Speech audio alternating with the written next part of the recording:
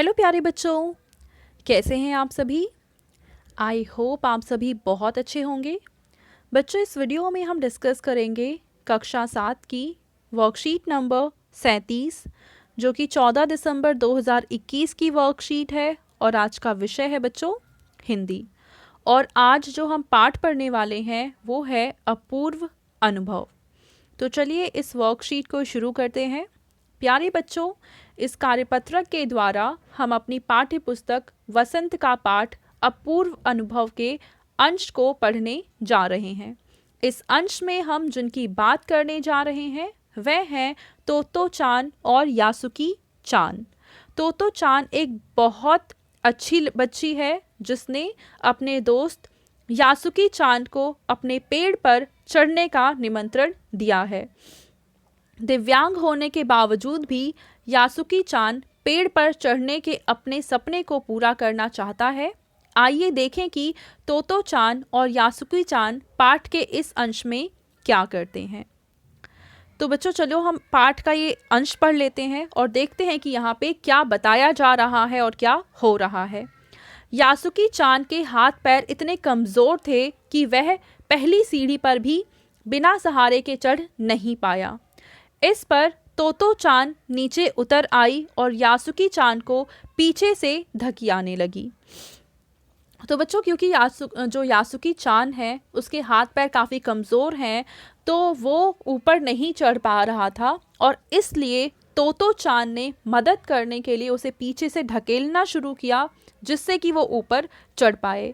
पर तोतो चान थी छोटी और नाजुक सी, इससे अधिक सहायता क्या करती। पर क्योंकि तोतो चान छोटी थी और उसमें इतना ज़्यादा बल नहीं था कि वो यासुकी चान को ऊपर तक चढ़ा पाए। यासुकी चान ने अपना पैर सीढ़ी पर से हटा लिया और हताशा से सिर झुकाकर खड़ा हो गया। पर तोतो चान के हेल्प के बावजूद भी यासुकी चान ऊपर नहीं चढ़ पाया क्योंकि वो काफ़ी कमज़ोर था। तोतो चान को पहली बार लगा कि काम उतना आसान नहीं है जितना वह सोचे बैठी थी। अब क्या करे, वह यासुकी चान उसके पेड़ पर चढ़े, यह उसकी हार्दिक इच्छा थी। यासुकी चान के मन में भी उत्साह था। तो बच्चों यहाँ पे हमने देखा कि तोतो चान हेल्प कर रही है यासुकी चान की, पर क्योंकि वो कमज़ोर है और तोतो चान काफ़ी ज़्यादा छोटी है तो वो बहुत अच्छे से सहायता नहीं कर पा रही है यासुकी चान की, और यासुकी चान कमज़ोर होने के कारण अपने आप ऊपर चढ़ने में असमर्थ है। अब इसके बाद हमें कुछ प्रश्न दे रखे हैं, चलिए इसके उत्तर लिखते हैं। पहला प्रश्न है कि यासुकी चान सीढ़ी पर बिना सहारे क्यों नहीं चल पाता था। चलिए इसका उत्तर लिख लेते हैं। तो बच्चों पहले प्रश्न का आप उत्तर लिखेंगे कि हाथ पैर कमज़ोर होने के कारण यासुकी चान सीढ़ी पर बिना सहारे नहीं चल पाता था।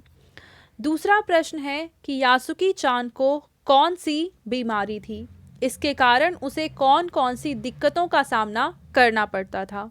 तो आप लिखेंगे कि यासुकी चान दिव्यांग था, इसके कारण उसे चलने फिरने में दिक्कत होती थी।